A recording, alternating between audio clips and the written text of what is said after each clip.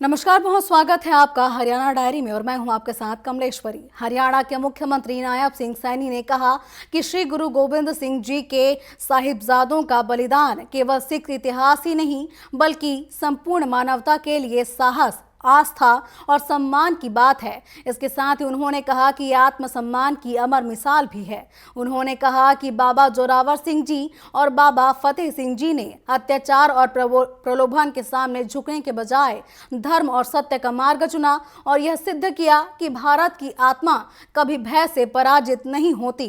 वीर बाल दिवस के अवसर पर पंचकुला में आयोजित राज्य स्तरीय कार्यक्रम में मुख्यमंत्री ने ये बातें कही। इस पर देखिए हमारी एक खास रिपोर्ट। वीर बाल दिवस के अवसर पर हरियाणा के पंचकुला में भव्य राज्य स्तरीय कार्यक्रम का आयोजन किया गया।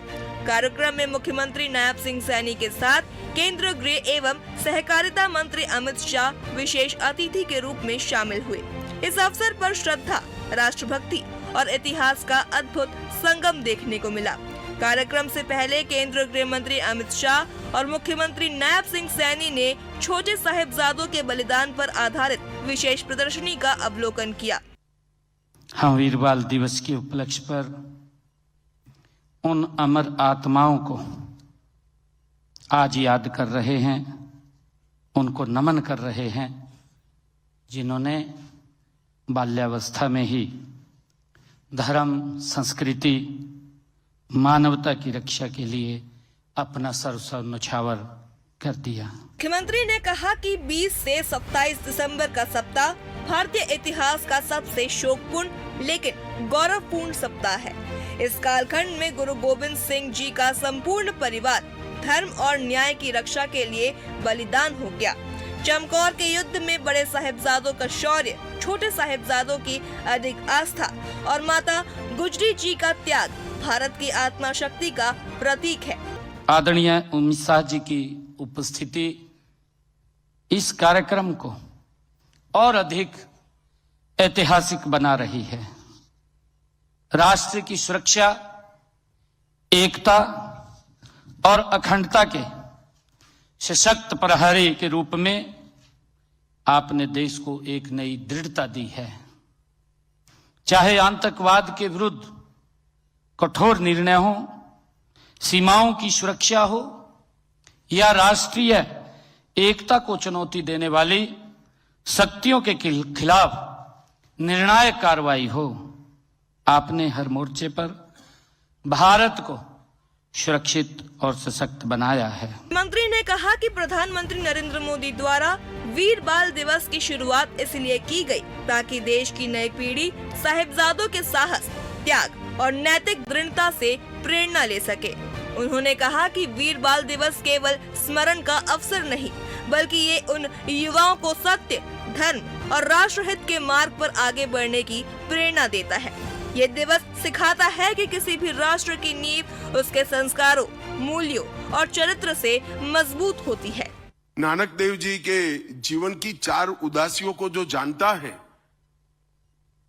और उदासियों का एक बार आप रूट देख लोगे, उनका मार्ग देख लोगे, तो कोई व्यक्ति पैदल चलकर धर्म के प्रचार के लिए यहां से काबा तक और यहां से कर्नाटक, तमिलनाडु तक कैसे जा सकता है? मगर चारों उदासियों में पूरे देश के अंदर अंधविश्वास का निराकरण कर अकाल पुरुष के प्रति श्रद्धा करने का काम गुरु नानक देव जी महाराज ने किया। मुख्यमंत्री ने कहा कि वीर बाल दिवस जैसे पावन अवसर पर केंद्रीय गृह मंत्री अमित शाह का मार्गदर्शन ये दर्शाता है कि भारत अपने बलिदानी इतिहास को केवल स्मृति तक सीमित नहीं रखता बल्कि उसे भविष्य निर्माण की प्रेरणा बनाता है। इस अवसर पर अमित शाह द्वारा भारत रत्न अटल बिहारी वाजपेयी की प्रतिमा का अनावरण किया गया। साथ ही उनके जीवन पर आधारित कॉफी टेबल बुक का विमोचन, रक्तदान शिविर का शुभारंभ, हरियाणा विजन डॉक्यूमेंट 2047 का लोकार्पण, 1984 दंगा पीड़ित परिवारों का नियुक्ति पत्र का वितरण और वीर साहिबजादों के जीवन पर आधारित कॉफी टेबल बुक का विमोचन भी किया गया। दशम पिता के जीवन को तो कौन भूल सकता है, इतनी कम आयु का जीवन, इतना विद्वान व्यक्ति, फारसी भी बोल सकते थे, ब्रज भाषा भी बोल सकते थे, संस्कृत बचपन से सीखे थे, गुरुमुखी में कई ग्रंथों की रचना की, लगभग 7 भाषाओं को अच्छे तरीके से वो जानते भी थे और बोल सकते थे। बहुत अच्छे कवि थे, बहुत अच्छे घुड़सवार थे। मंत्री ने कहा कि आज पंचकुला की धरती से ये संदेश पूरे देश में जाएगा कि भारत अपने शहीदों को कभी नहीं भूलता।